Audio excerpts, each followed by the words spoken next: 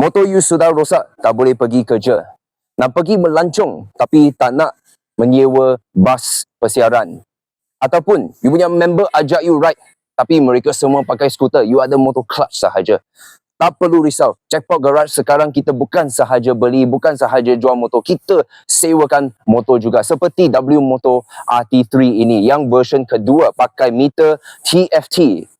Dia ada windshield yang tinggi sesuai untuk naik highway. Dia ada cermin kiri kanan yang tetap. Jadi kalau korang steering motor ini masih boleh nampak belakang. Dia ada ABS depan belakang. So dia tak perlu risau kalau nak buat emergency braking. Okay? Dia ada juga ruang simpanan yang agak besar untuk korang simpan you punya helmet.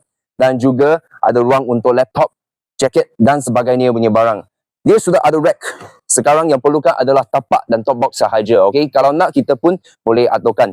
Engine motor ini, okay, satu selling point juga. Dia punya top speed boleh pergi 1.4. So, jadi kalau korang risau, oh, motor slow lah, tak dapat ikut group, tak perlu risau. Motor ini memang dia boleh ikut group, dia boleh ikut motor besar juga.